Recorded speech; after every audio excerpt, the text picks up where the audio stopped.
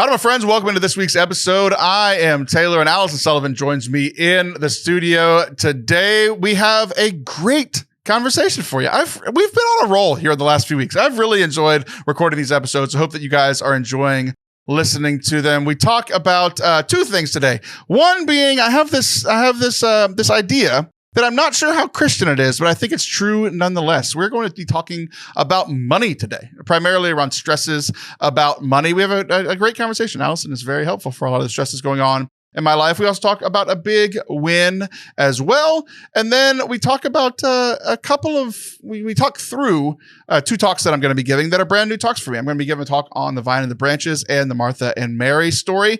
And I pick Allison's brain to kind of help me in my prep for that talk for a diocesan youth event coming up in a few weeks. So I hope that you enjoy today's show. If you do, please hit the subscribe button wherever you are watching or listening. Enjoy.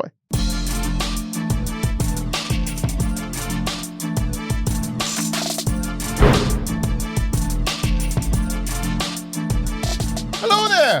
Hi there, Taylor. Welcome to Forte Catholic. I am Taylor Schroll, and that is Allison Sullivan.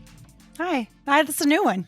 Julissa. I'm confused. I want Jewel, not J-U-L. I want it E-W-E-L. Jewel. Like the smoking stuff? No, I think that's two U's. Pod? No, I like bedazzled. I think you can get those bedazzled. No. Oh, well, no. I'm just saying if the new name is Julissa, then I want it to be a jewel, a gem. Sparkly, radiant. Speaking of sparkly and radiant, I want to talk about you. So, first of all, you've worn this necklace before, but I don't think we've talked about it. Oh, and okay. so if you're watching on YouTube, we're going to do a couple of video required things here for a second. We'll try to help out the audio. There's a lot going on, isn't there? There is. There's a lot going on with what you're wearing. So that's how you like to start a Catholic podcast off, is talk about what the woman is wearing within 60 seconds. Uh-huh. It's what all the trads want. It's a way to be quickly canceled with my lot. The irony is most of the trad people are like, she needs to wear more clothes. And I'm like, lady, it's 85 degrees outside and you're wearing the Catholic version of a Sherpa. Have you ever gotten that feedback before? What? About that your female hosts need to wear more clothes? No. Okay. No. Like, surely not. Although maybe the opposite. You would be, I know, you would be wise to shield me from that, though. Oh, yeah. No, absolutely not. That's other pockets of the internet. I don't think those kinds of people listen to the it's show. True. We've chased them away long ago. Because they hate me. Yes. And I'm kind of the gatekeeper, But you're wearing this necklace that I like a lot. So I'm going to compliment something you're wearing. Okay, and then you're going to make fun of me. It's coming. Okay. I'm bracing already. I like the necklace. I just have a question about it. Yeah. It's a beautiful gold necklace, beautiful gold chain, and it has a big A on it for Allison. That's me. But it's sideways, and I've wondered about this. Oh. What, so instead of the A being like pointing like from like your face down the rest of your body, it points to the left. Yeah, you don't want me to mess with this microphone. I know that you don't. I know. Yeah, I don't know. I just liked it. I didn't put a lot of thought. Let's put it this way. You have thought more about my necklace than I have. I think I've thought more about your whole outfit than you have. That's apparent. That's probably fair. Yeah, I don't know. I just liked it. It was on Amazon. I think it was $9.99. So it's a good looking necklace for $9.99. I thought it was like fancy, like real gold. Like it looks no, nice. I know. Yeah, I like it. But it's one of those things that like I think it's wrong on purpose to attract attention. Like I think the fact that I wouldn't be saying anything about it if it was just a gold necklace with an A on it. I'm like, oh, that's her name. Like, but the fact that it's sideways draws attention to it, which I think means it's doing its job. It's like spelling something wrong on purpose on social media so that you get comments. Yeah. You know, like if I haven't gotten comments on anything in a while, I'll spell something wrong, like jewel or jewel. And they'll be like, actually, and then I get boosted in the algorithm because everybody's commenting on how stupid I am. Yeah, you think a lot about these things. So I think people on TikTok definitely do that. Okay, but hold on. I had a thought, and it was about, have you seen the sideways crosses? So normally, if you think about someone wearing a cross as a necklace, the cross is hanging down, right? Obviously. Yeah. Okay, well, people are putting them sideways. I have not seen this. I don't like that. I know a lot of people don't. They're like I've seen it right side up and upside down for like Peter. Sideways is like that. No one did that. No one did that. It's not a thing. So I do think that it's an eye catcher and just a way to be different. Also, do you feel particularly drawn to the letter T? Like, do you like the letter T? As long as it's not sideways as a cross. Okay. What's your birthday month? What's your birthday month? October. Oh, do you love October? I love October more than I care about the letter T. I think because T is, it's literally everywhere that it's not like special. Okay. Like there are things that are made in T shaped. There's like T poses. There's like. It's definitely, if you played Wordle, you would never have your starting word without a T. No, it's teach every time. Teach? Yeah. Oh, really? Mm-hmm. The C and the H? Are you still playing Wordle? Yeah. What a loser. My stats are so impressive. I know they are. And no one's talked about it because no one's cared about it. Because no one does it anymore. I know. Okay, but it got bought out by the big company and then nobody cared anymore. It wasn't the school. Yeah. But I think that people get drawn to these things that are kind of identifying. So it's your birthday month. Like I think that a lot, if you were to ask someone what's your favorite season, I bet that their favorite season is what hosts their birthday month. So I just love A's. Like I see them around and I'm like, oh. So I mean, I think that's a thing. I think it's normal. So my next question. Yeah. Is here it comes. I'm bracing. Literally, you said good morning and you walked into the door and I'm like, what is that? What is happening? You're wearing a hoodie. Yeah. That like, people can see the top of it and from the front, like even now on camera of what you can see, it kind of looks like a normal hoodie. It looks normal. But then in the back, it literally goes up to your shoulder blades. Yeah. Like, where's the rest of the jacket, Allison? So I tried to tell Taylor that what the kids are doing these days is they're cropping their hoodies. Is that a kid's hoodie? I think that's how it fits. It's like you're wearing a child's hoodie from Baby Gap. Is that still a thing? By kids, I mean Gen Z, Taylor. Okay, it's what Gen Z is doing, and they boss me around on the regular. They tell me what makeup I need. They tell me that I can't have a side part anymore. I have to part my hair in the center. 8 years. I am so cool. See, these are problems you don't have. But now, did I put a lot of thought into my outfit? I'm going to tell you that no, I did not. You want to know why? Because I started teaching my fitness class again this morning. You said fitness. I don't like to anger the trads. Okay. And so I started teaching my fitness class this morning. And then I had a lot to do today. And so I just came straight from my fitness class and I threw on this hoodie because I was chilly, which we should be celebrating because it's finally October in the fall. And so, yes, is it shorter than you'd like? I don't know what to say about that. I mean, except that I'm more stylish than you, Taylor. But that's. I understand that. Yeah.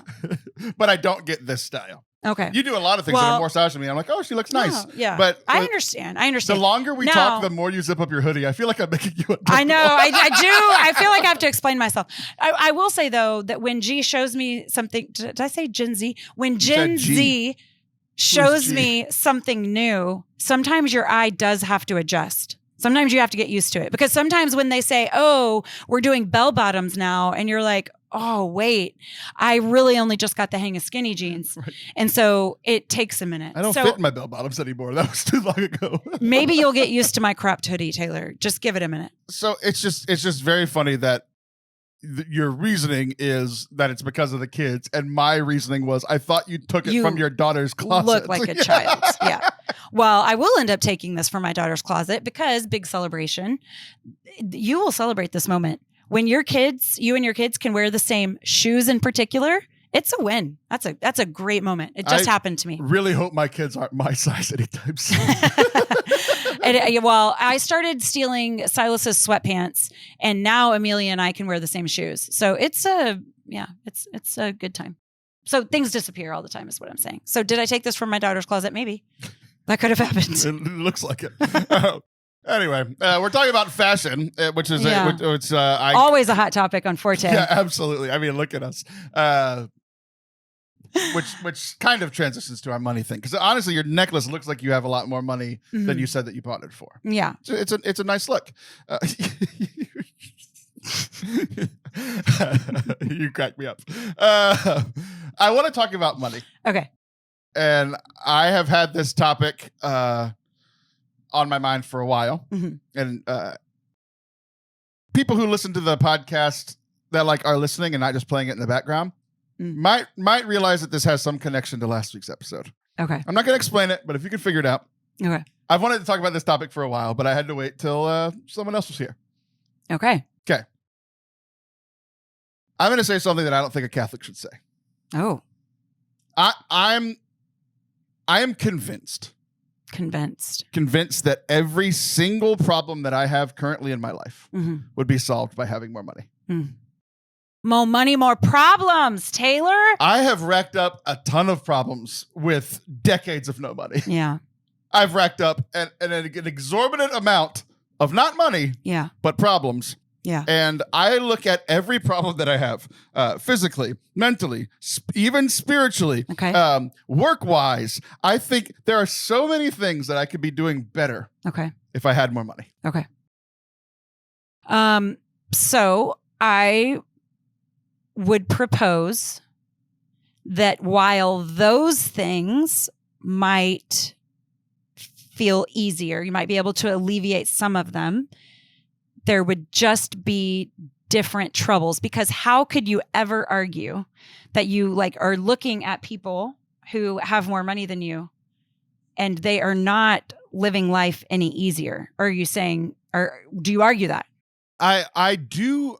Part of this is it's a dangerous conversation, and I understand that, which is why I wanted to save it for you. One of the many reasons. But the other part of this is I do get frustrated when people that I know have more money than me complain about their money problems. I don't care if they complain about everybody has mental problems, everybody has family problems, everybody has kids problems.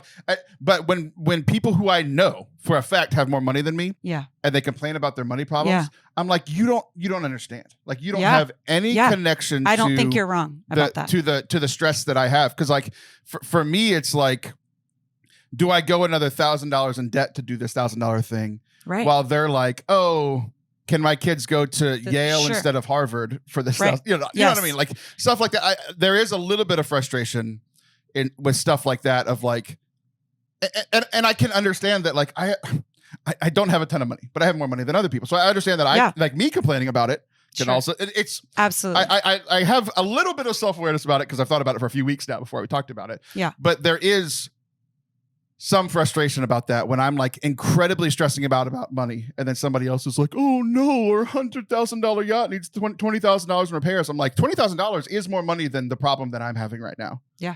But that $20,000 to you is like $20 to me. Right. You know? So it's there is some of that that's been I think brewing. about that with health too. Like we can complain about feeling bad or being sick, and to think about some of the health challenges that people are walking around with.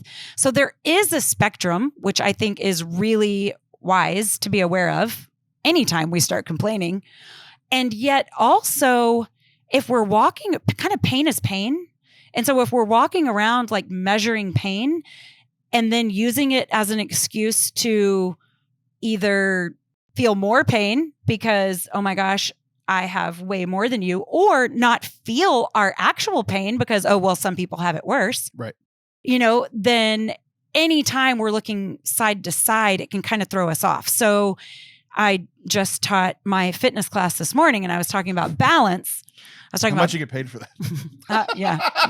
And I was talking about balance, but I was like, it's no coincidence that we lose our balance when we start looking side to side. Mm-hmm. So I think that there's like a centering that can and should happen that is really irrelevant of the spectrum of pain. And what that allows us to do is not minimize our pain because someone has it worse. And then also not exacerbate it because, you know, we're the only ones experiencing it or whatever. Yeah. And like one of the things that while I've been thinking about this, one of my friends has been talking a lot about comparison. You know, the whole idea about comparison is the thief of joy, right? So I've been kind of reflecting on where comparison falls into this. And I think it didn't stem from or start from comparison. It just starts from because like literally since I graduated college and got married, like we've been stressed about money. Yeah. It's been 11 years that we've been stressed about money. And so like it did not start as comparison, but the longer that I have dealt with being in debt, have enough money to do what we can, but not a ton more, getting out of debt, going back into debt, getting out of debt, and like the freedom of that, and then going back into debt just because life happens, right? Like there's a ton of stress where I am constantly stressed about it.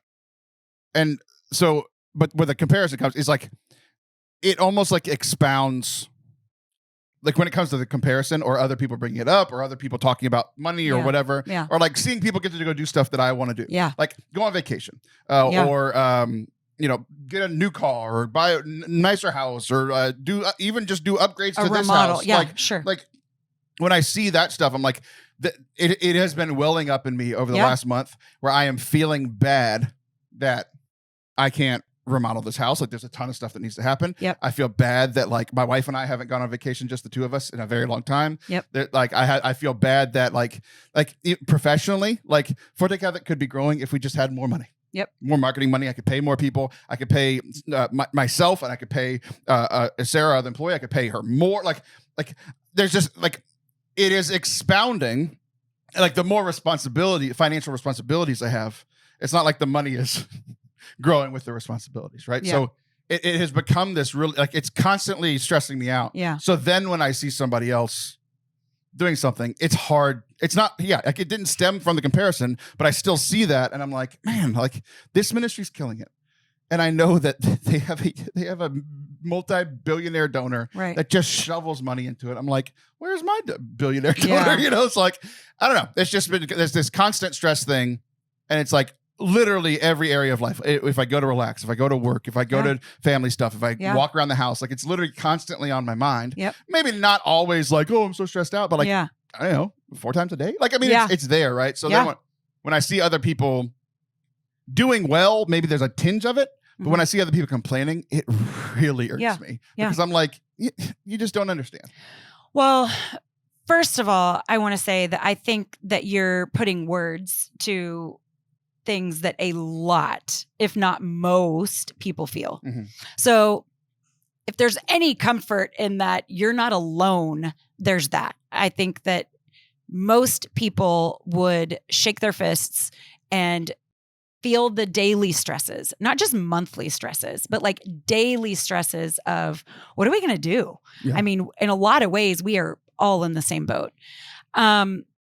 Another thing that I thought of as you were talking is that I'm not sure that comparison is the thief of joy as much as envy is. Mm-hmm.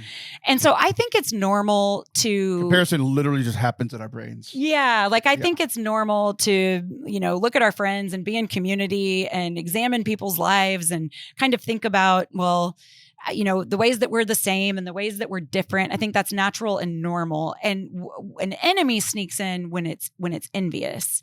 And then for me, if envy is ever sneaking in, then it's really about, then what's that pointing to? It's all of our emotions become pointers to something. Like it's something that we're feeling or something that's happening that needs addressed.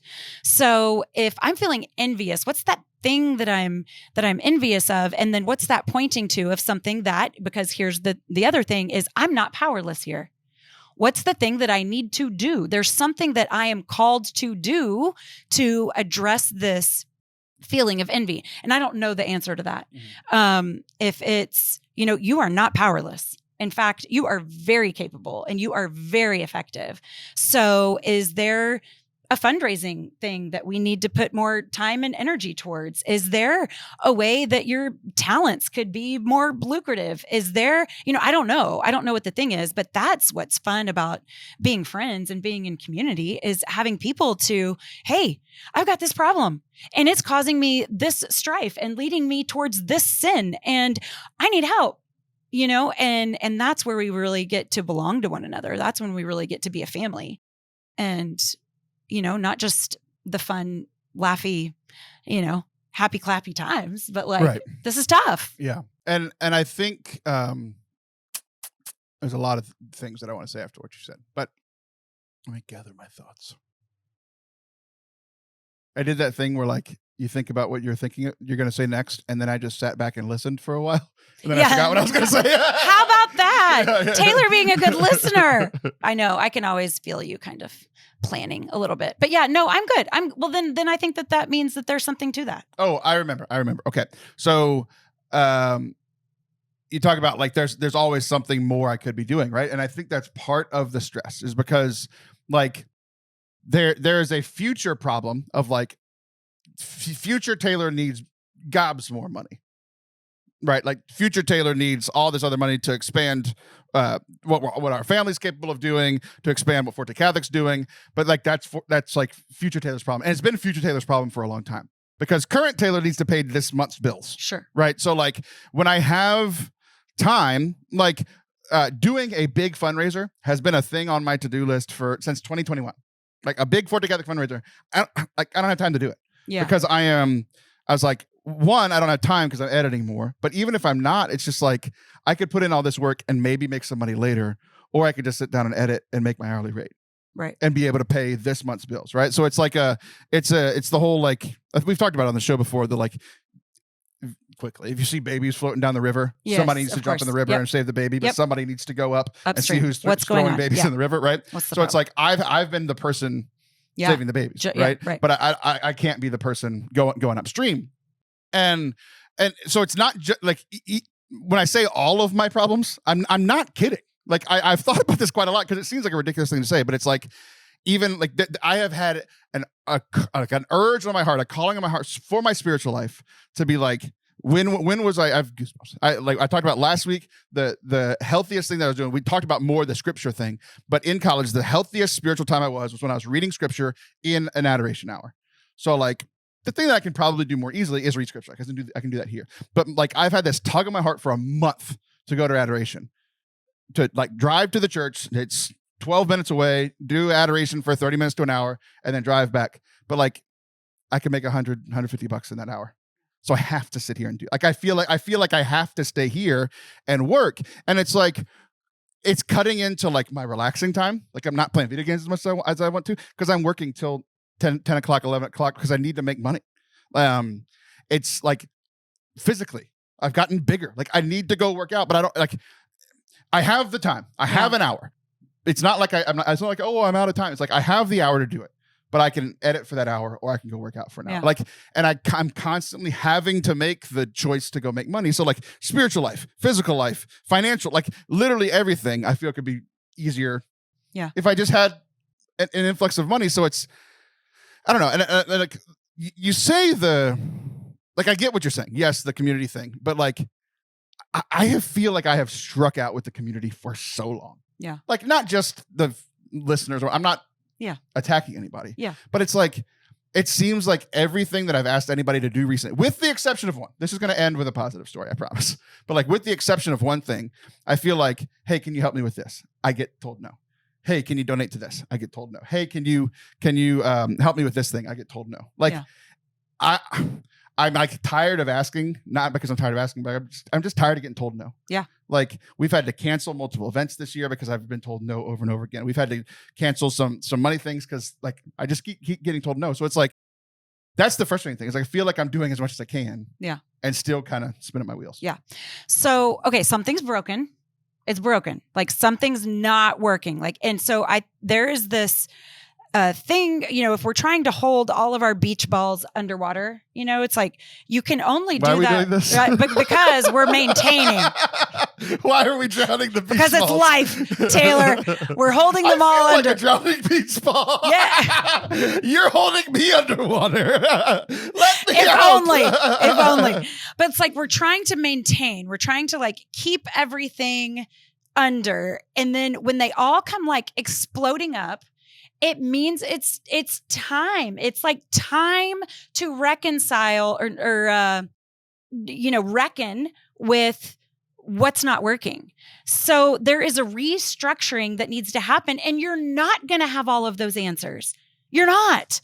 You are going, and this, I don't mean like, oh, let's have a kumbaya powwow, moment where we just get to sit around and complain together. I mean, no. Weekly on the Forte Catholic podcast. Use the gifts of your friends that have an easier time looking upstream and solving some problems. Like there are tools available to you that I don't know that you're accessing. I hear you. that you feel like you've done that and you've been told no. So if it's different people or if it's different questions, if it, but something, the Lord is telling you that something's got to give. It's not working. And I think that those moments are merciful moments. It doesn't feel that way. It doesn't feel merciful at all, but it's at those moments where everything changes after. So it's like everything's going back to my fitness class this morning. Your what? My yoga class. Everything's going, yoga is like life, because it's like, there's these positions that you're just asking me to hold this too long, and it's like, okay. And now there's the release and then change is on the other side of that challenge. It's like, we could sit here and stay the same and everything would be comfortable, but like nothing's changing, nothing's growing. I promise you there is so much growth on the other side of whatever it is that's about to change, because it has to change. This isn't sustainable. It has to change. And whatever's next is going to be so awesome. So what I'm hearing is I just need to do one fitness class and then everything will be No, fixed. you need to go to your holy hours, what you need to do, honestly. And you need to watch what the Lord does with that. And it doesn't make sense to us right now, because you're right. You could sit there and earn $150 in that time. Watch. He will not be outdone. Go do it. Do it. See what happens. Bye. Honestly, I'm like, I am dragging you there right after this. Yeah. Okay. So good story. So, I was feeling this, if the cup was full of anxiety, my anxiety's gone down to like maybe 80 or 90. So I kind of tapped into the 100 a little bit for today's conversation. Yeah, sure. It came down a little bit because part of it is just my, like, this feeling of responsibility that I have, one, first and foremost, to my family, sure, but then also to Sarah, who now works with me. She's one of my best friends. We worked together for years. And like, and now she's been working here for, I don't know, 6 months since the beginning of the year. And, she's been doing video editing on a computer that cannot do video editing. Like, it's just been taking forever. So like, I feel this like stress to take care of people, just in my life, but especially people that are like, I'm paying like that, relying on the money and all this sort of thing. And I'm relying on her to do the work. And she had this computer that just wasn't working. Right. Yeah.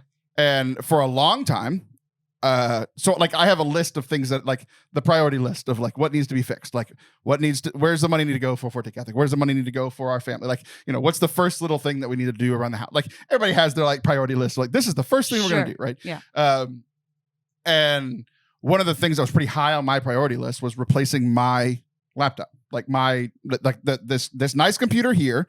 The community donated, I don't know, 2.5 years ago to buy this nice computer. It's able to do everything that I need. But when I travel, like I'm traveling to Ohio this week, or I guess last week for those people listening to this, it's very hard for me to do even like my audio editing now. Like, I can't video edit on the computer, and I can barely do my audio editing. It just, that one's need to be upgraded for a while. So, but, hire her.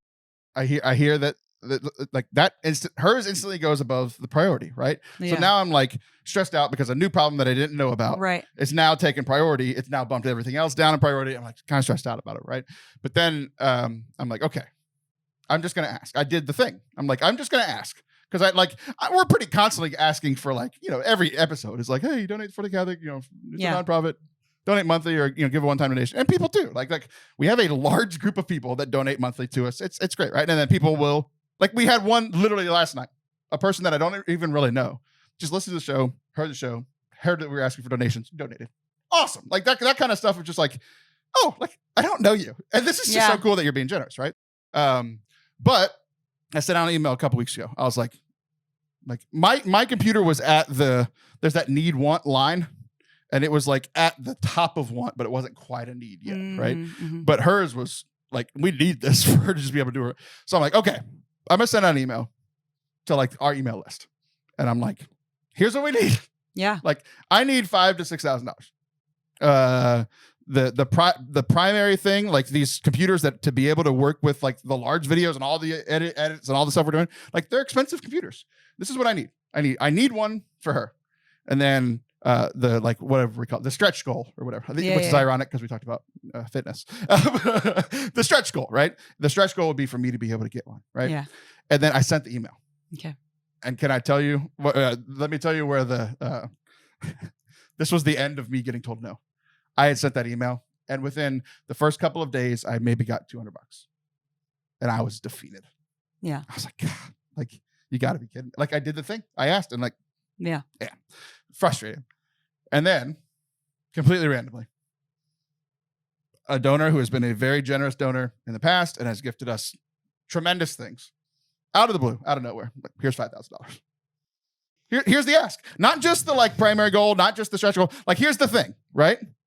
So then I'm like, I got goosebumps now. Like, just incredible, right? Because like I'm feeling all this stuff on a macro level. And like this is on a micro level. Like it is zooming in a little bit to like, this is a primary issue. The primary issue has been solved because I asked. Yeah. And because of the generosity of this person, a few other people gave. And then another person reached out a few days even after that and said, hey, we have another $1,000 that we'd like to give you. Oh my gosh. Which ended up being good because when I put on both the computers like in the cart, it was $5,000. Mm-hmm. Then I forgot about like protection plans. And all that right. So it ended up being like right around $6,000, which I didn't even ask for and got anyway. Right. Like a mistake that I made was solved by God and other people's generosity. Yes. Right. So like big sigh of relief because at least like that feeling of like, you know, I told you the whole like the I need to pay for stuff right now, so I'm feeling like I'm just tied to this computer. Like I literally have to be working on this computer to make money for this month. Like I can't go fully upstream yet, but now I can at least look like a month ahead. Yeah, because like this primary problem has been solved. Yeah. Hooray! This is great. So thankful for everybody's generosity in that. And even how it played out was almost like a healing thing. Like the fact that it made me kind of more frustrated. Yes, that like it didn't get a great response. And then, I mean, like days later, 5-6 days later after I sent the email, I'm like, it's over. Like I had moved on. Yeah. I'm like, here you go. Yeah. So thank you. I feel like I harp on this, you know, on this show, but it's like we have to get to that low so that we can experience that high.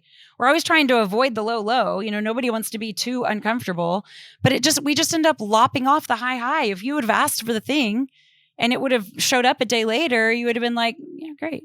But like, honestly, I wish that's how everything worked out. No, really experiencing here's this thing that I asked for and it's not going to happen. Like really getting down to the depths of that potential disappointment and being able to not just like imagine it, but actually experience it allows you this celebration. And I hope that you really lean into that. And I, you know, I mean, I hope that that's not just something in word, but in deed and in prayer and in adoration of thank you. Mm-hmm.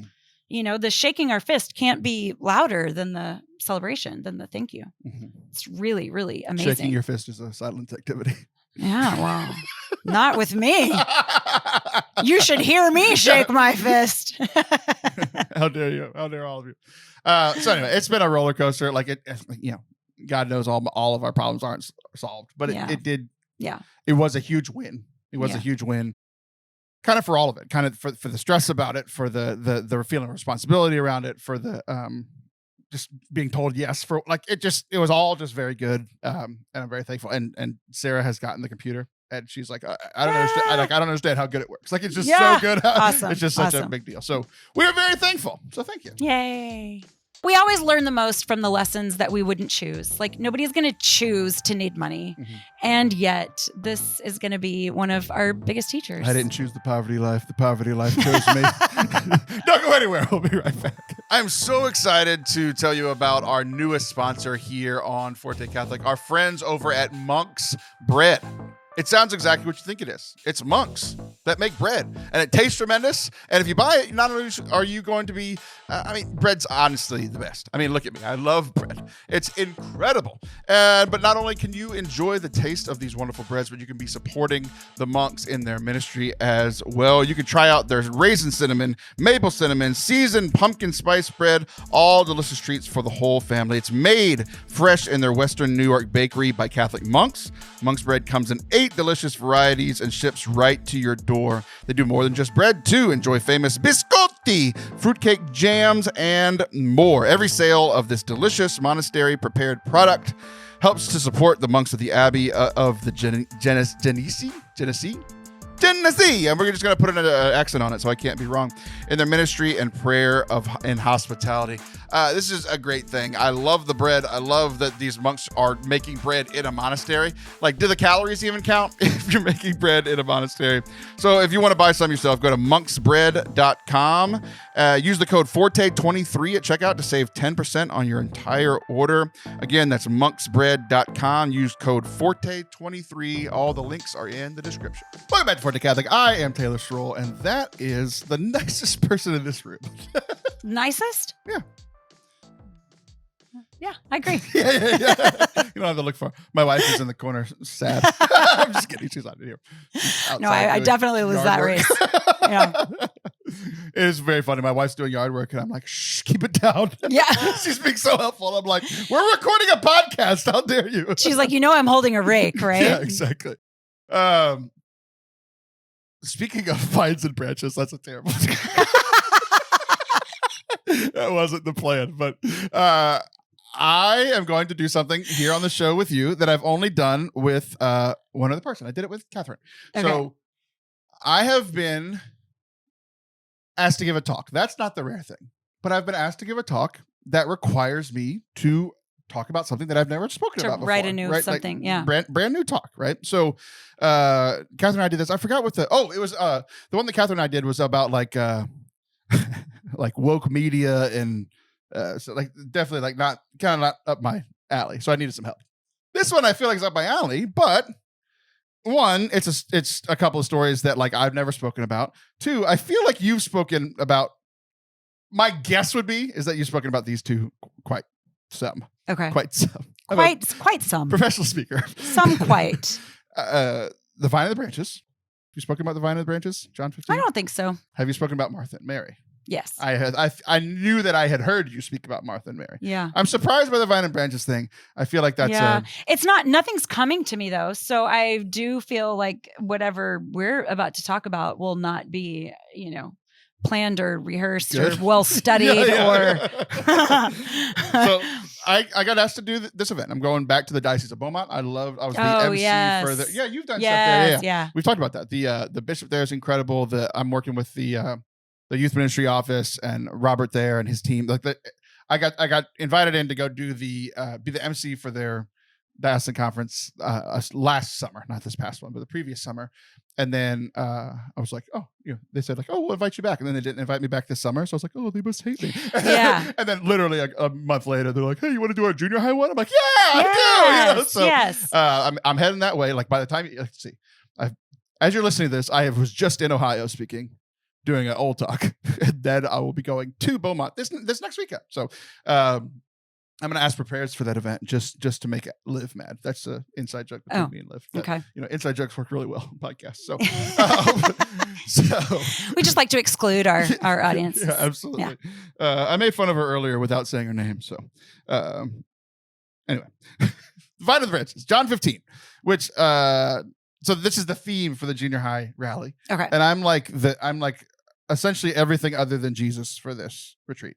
I'm the speaker, the worship leader, the MC, the game leader. Gotcha. I think I'll be putting name tags on people. Like I'm doing a lot, you know. But this is the theme that they came up with, and I had a meeting with the team, and I'm like, have you heard the term "that'll preach"? It's more of a Protestant thing, right? Like, but I growing up and like when I was learning how to do ministry, I was surrounded by a lot of Protestants, and I think that's probably why I'm pretty good at it because they were good at it. Yeah. I grew up in some Black churches, and it was so like if people are calling out that'll preach, another one was you better say that. Mm-hmm. Yeah, you better say money will solve all my problems. You better say that. No, stop it. Say that money is the root of all evil. How dare you? Okay. But literally as like, so we took, it was cool. We were on this Zoom meeting with the diocesan team, and we took time to like do Lectio on this passage. Mm-hmm. And then like we read it a few times, think about it, pray about it. And then all of us talk about it together. I'm like, that'll preach. Like this is some good stuff. Right? Here's the primary verse. It starts in John chapter 15. I am the true vine, and my Father is the vine grower. He takes away every branch of me that does not bear fruit, and every one that he does, he prunes so that it bears more fruit. You are already pruned because of the word that I spoke to you. Remain in me as I remain in you. Just as a branch cannot bear fruit on its own unless it remains on the vine, neither can you unless you remain in me. I am the vine, you are the branches. Whoever remains in me and I in him will bear much fruit, because without me you can do nothing. That's the primary passage. So if you're going to preach on this, and I just gave you 12 seconds to think about it, what's the primary thing that you're trying to get across here? Well, I think that being tethered, like that closeness, that intimacy, that leaning, that dependency, which is kind of what we were talking about last segment, I think that there are situations that the Lord allows that require a dependency. I feel like desperation so often showcases his work. And so we are needy. We are reliant upon the Lord. And needy is a word that I often want to spit out of my mouth, because it is the very last thing that I ever want to be considered is needy. And so it goes against our culture or our upbringing to ever lean in to that neediness. But if we can embrace our neediness, then there is a lot of like health and green and fruit on the other side of that. And the truth of the matter is that it's not we can do some things, it's that we can do no things without that neediness. So embracing neediness is a big challenge for me. If I were going to preach, it would be about going against what culture tells us that we need to be these lone rangers and independent. And that's just not ever how the design was supposed to happen. Yeah. One of my favorite things, I was in college and there was this Christian rapper, Lecrae. I'm sure you've heard of it. Of course. He stayed popular, but he kind of was getting popular around when I was in college. And he said this one thing. It was one of those things that like, another thing, kind of like we said last, like, you're not supposed to say this as a Christian. You're not supposed to say this as a Catholic. Right. And he says, he's talking about his work, which is rapping, like his ministry is sharing the gospel through rap. And he says, he hands the pen to God, and he's like, here, you create my rhymes. Because if you don't, I'm scared that I will, and most Christians would say, fail. Like if I do anything without you, I'm scared that I'm going to fail. But he doesn't say that. He says something that was more honest to him, and I think more honest to me. Yeah. I'm scared that I'll succeed. Yeah. And I'm no longer trusting you because I only trust in me. And I'm like, boy, that's my pitfall. Because it's like, I'm pretty skilled at a lot of things. I feel like I can accomplish a lot on my own. And this is saying, it's like, actually, no. Right. And there's this book that I'm not a huge fan of. Have you heard of or read Solo the Apostolate? So everybody that works in ministry is like, you have to read this book. It's the greatest book ever. And I would like to posit that it's the greatest chapter ever. The book's 500 pages, and I think it's just the same chapter over and over and over and over and over and over again. It's a very boring read. But the point of chapter 1 and chapter 2 and chapter 47 and chapter 112 is you can do all these sorts of things, but like it's not going to expand. It's not going to grow. It's not going to bear fruit unless it comes from being connected to the Father, right?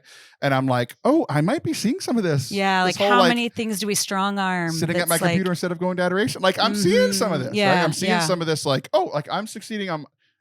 We've been able to pay our bills because I'm pretty talented.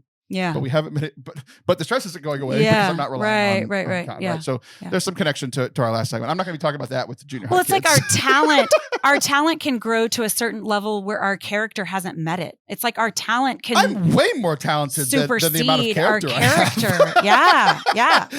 I think that's apparent to everybody. But that's scary if like when you're trying to build platforms, it's like if your talent is superseding your integrity, holy smokes, like that's a problem. That's a problem that a lot of people get to witness even. Yeah. I was listening to a comedian literally before we started this who was in that scenario. But the thing that stuck out, the primary thing that stuck out to me when we were reading this was this idea of as the Catholic understanding of suffering and the Catholic understanding of like reading scripture. And I'm not talking about like the church teaching. I'm talking about like what most Catholics would understand. I feel like most Catholics overemphasize the suffering. Like, oh, just offer it up. Oh, woe is me. Oh, everything sucks, right? And not focusing on like the joy of the gospel. It's literally why we exist as an organization, right? But then also I feel like we don't read scripture enough as Catholics. Now, that's improved a lot in the last decade because, when I was a kid, none of us read it. We got the feedback. Yeah, we were responding, right? But this is the part that really stuck out to me. He says, He takes away every branch in me that does not bear fruit, and every one that does, he prunes so that it bears more fruit. And I feel like most Catholics would hear that and be like, "Oh, the Lord is pruning me, and that's why, everything sucks. I'm not good enough. I'm this bad plant, and I'm not bearing fruit, right?" And I'm like, "Oh, the pruning needs to happen. The pruning still needs to happen." And I'm not saying that's incorrect. I'm just saying there's probably an overemphasis on that because of the next line. The next line says, "You are already pruned." Because of the word that I spoke to you. You're already pruned. Yeah. Like, so will suffering come into your life? Yes. We literally had a whole segment about it last time, right? Will suffering come into your life? Is the Lord continuing to prune us? Yes. I'm not saying he's not, but I am saying I think we literally even I'm reading this on my Bible app and I have every other line highlighted except for the line that says I'm pruned already. Yeah. And I would have highlighted this years ago when I read it for the first time in this app, right? And this idea of yes, God is working on us. I feel like we've got that. I'm not good enough, so God is working on improving me. But this thing of look, guys, this isn't John. I've already shared the word with you. I've already you're living the life. I've already pruned you. Yeah. You're good. So it's this tension of exactly. You're good, but also we're getting better, right? Yeah. But not this, you're bad. Right. And I feel like that's the overemphasis. Yeah. So that's the first thing that popped out to me when I love that. Yeah. I really love that. Good. That'll preach. Yeah. Always the and both. Yeah. Yeah.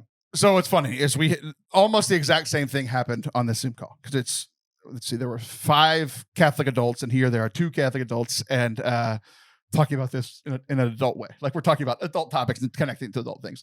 And then I'm like, but I'm talking to junior high kids. Yeah. They're 12. So I instantly, let's see. I have to find the line, right? Where's it at? If you remain in me and my words remain in you, ask for whatever you want and it'll be done. Whoever remains in me and I and him will bear much fruit. So I feel like, Jack and the Beanstalk is what popped into my head because that's a large vine, yes. Right? And that vine, I feel like I understand the scripture more than I need to understand Jack and the Beanstalk. So sometime this next week, I'm gonna watch Jack and the Beanstalk with my kids so that I get those facts. Is this tracking? Right? Yeah. I'm not going to speak heresy, but I might speak Jack and the Beanstalk heresy if it's wrong. But primary thing, or the first thing that popped in my head was that Jack and the Beanstalk, it grows from the ground up, and then he's able to climb from earth to the heavens, up into the clouds, right? And I feel like that's how a lot of us think about faith and prayer. Yeah. It's I need to go and build this link between me and God. Yeah. And I have to go find this magical being. I have to go find this magical prayer, this magical place to pray, this magical mass, or the perfect mass, or the perfect preacher. I have to go find this magical thing, whatever the magical thing is for you, so that I can build something from me to heaven.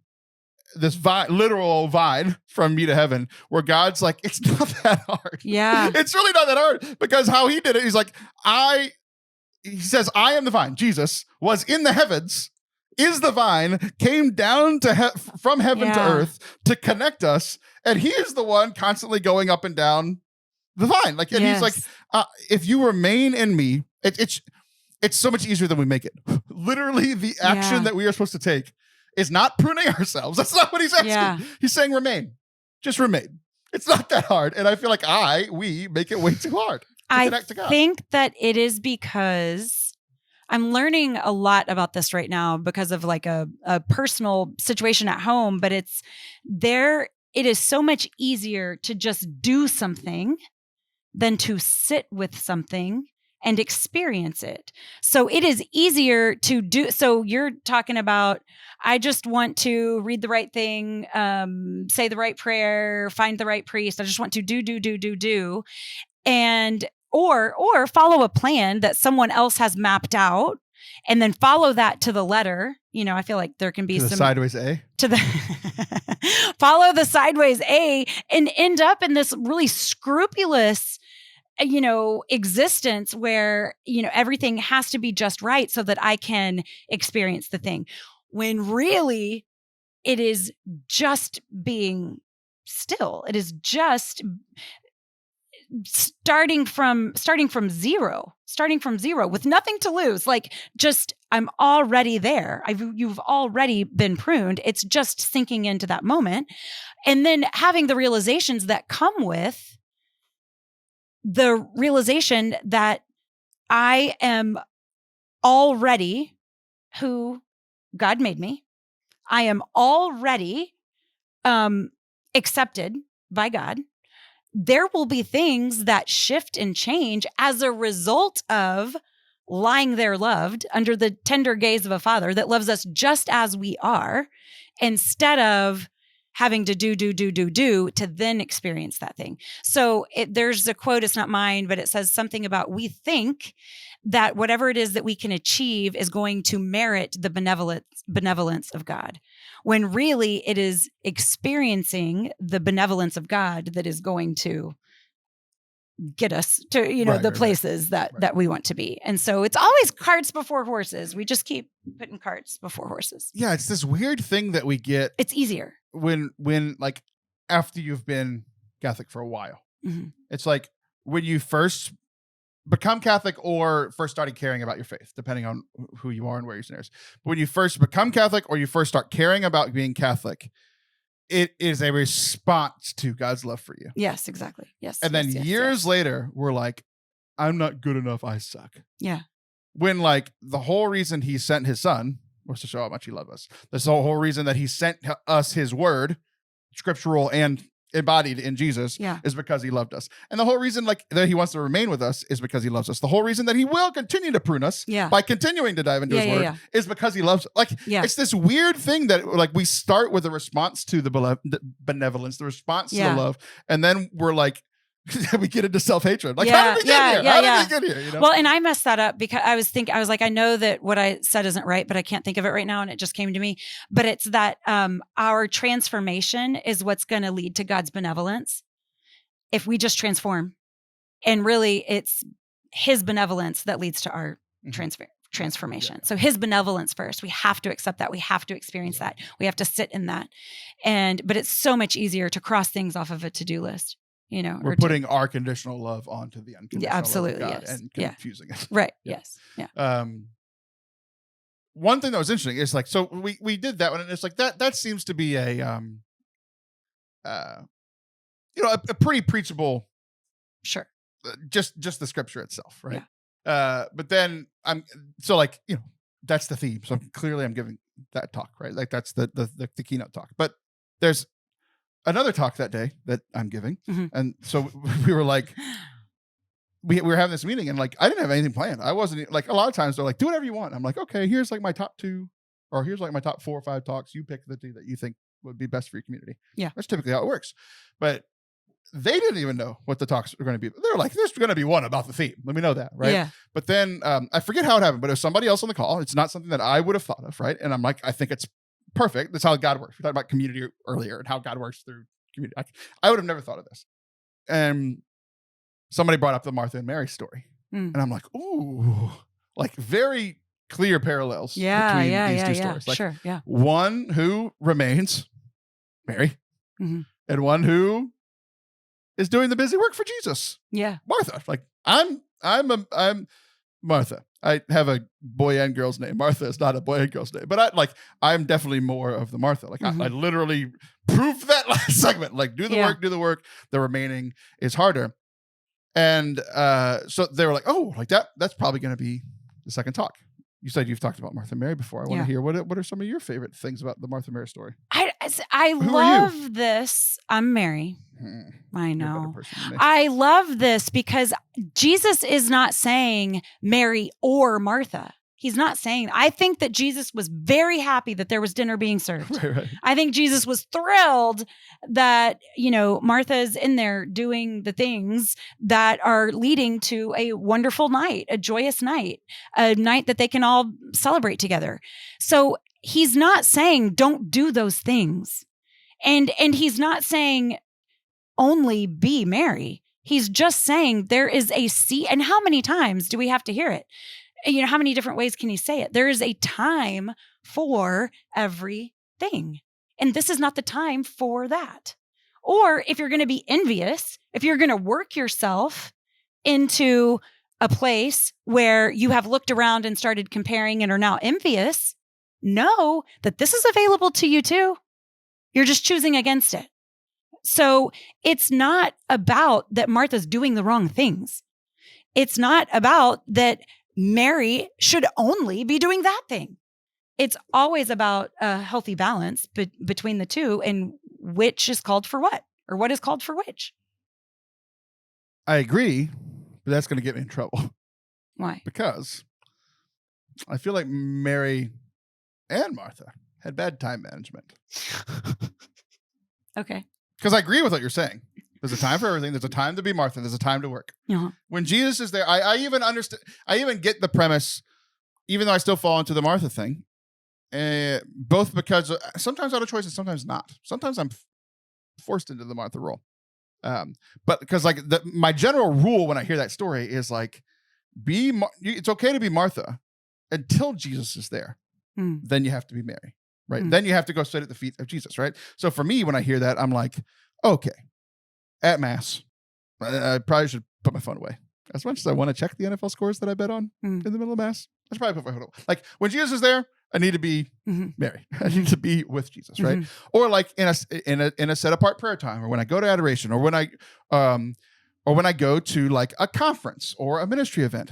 There's a lot of times where I'm still Martha-ing, even at like a conference.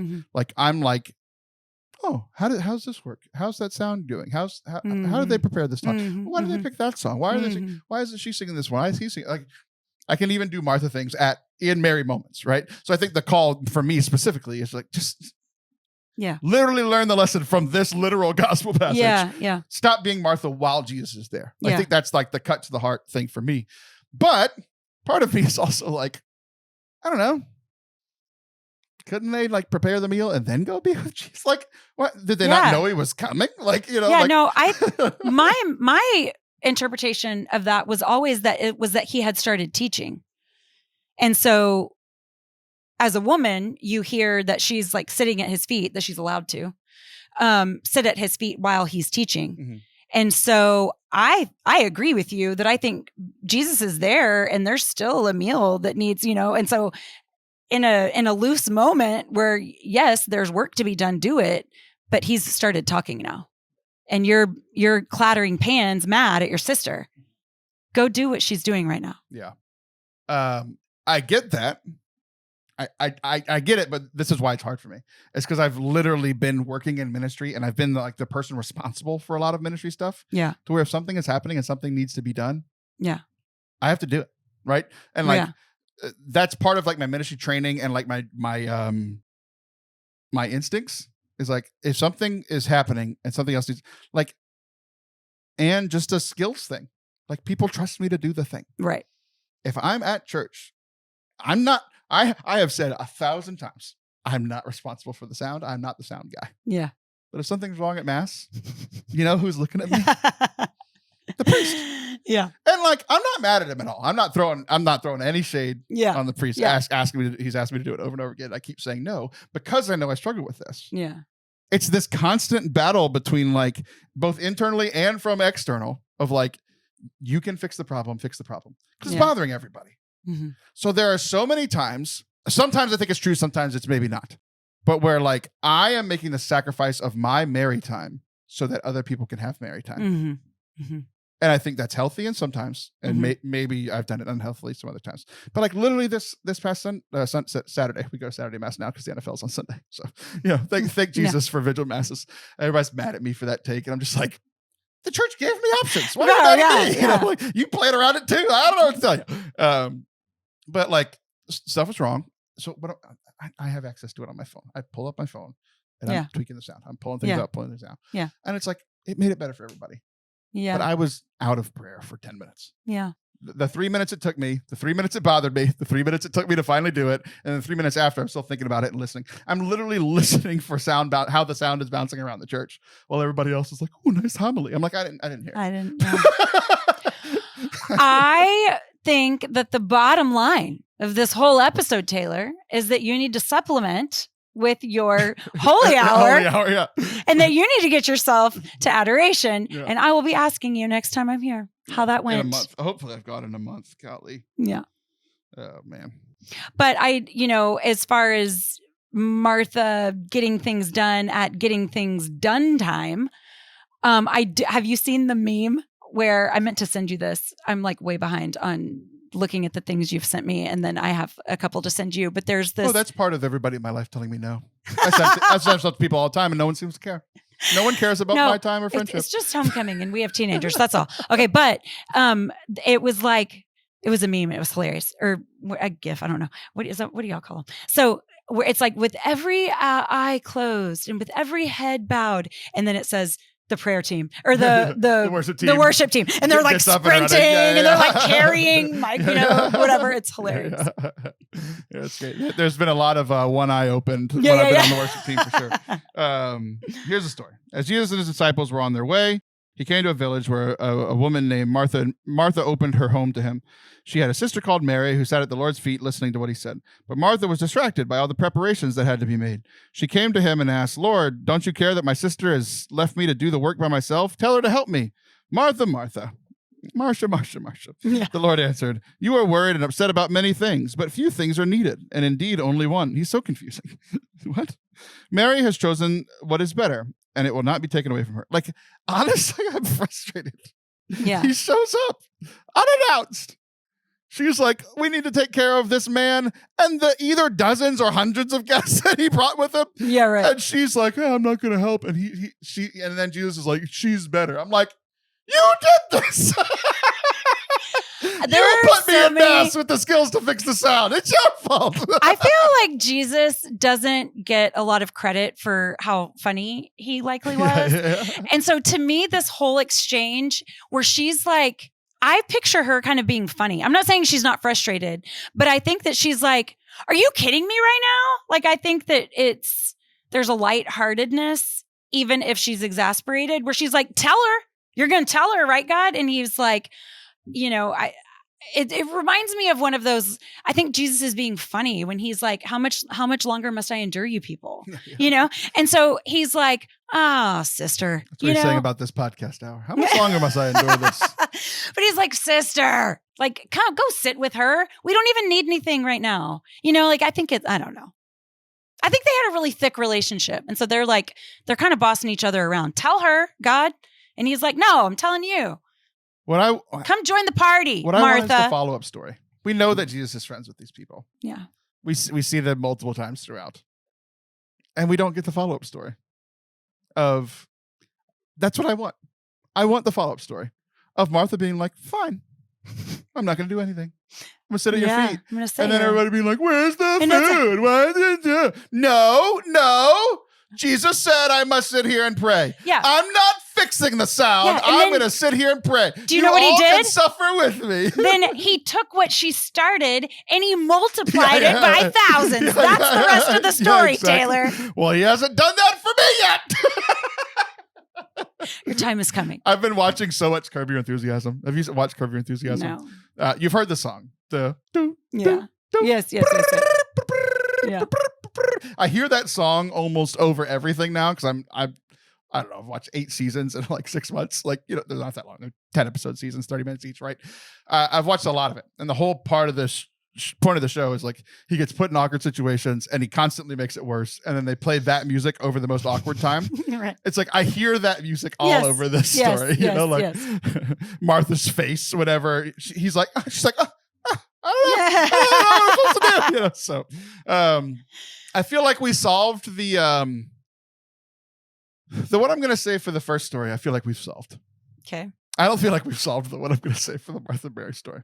I think I need more. I need one final Allison nugget to take home about the Martha Mary story. Go to Holy Hour, Taylor. Not for me. Oh. Not for me, for the junior high kids. I need help professionally. Gotcha. What would you say? What's the primary takeaway that you will give for the Martha and Mary story for some teenagers? I don't know. Sorry. I'm out. Yeah. Well, this was still work to be done there. This was halfway helpful. It's almost like dinner wasn't finished because Martha was told to sit down. You offer up what you have. You offer up what you have, and the Lord's going to finish. Offer it up after this whole show. The Lord's going to do the rest. Okay. Well, you know what I won't be doing in front of the junior high kids?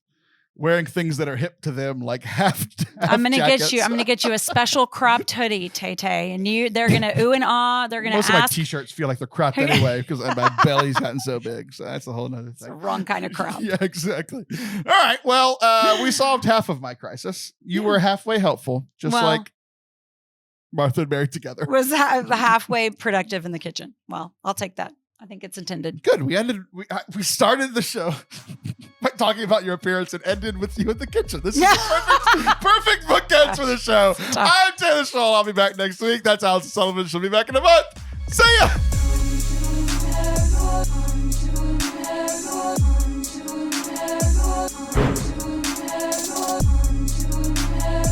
Thank you guys for watching or listening to today's show. We really appreciate you taking the time out to hang out with us. Especially a lot of you guys have been commenting or DMing on social media over the last couple of weeks. After we mentioned the last couple episodes, we were getting a lot of negative comments over on YouTube and Instagram and that sort of thing. And I just really appreciate that. We know that thousands of you guys are listening, so it's just good to hear from the good ones. It's good to hear good things from good people. We just appreciate all of you for listening, especially even those of you who are hate listening. We appreciate you too. It helps us out quite a bit.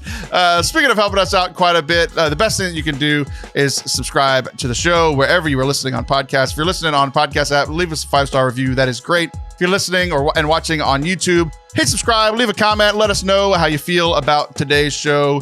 We would really appreciate it as we continue to try to grow and expand what we are able to do. And we thank you guys for doing your part in that as well. We will be back very soon. Until then, love you.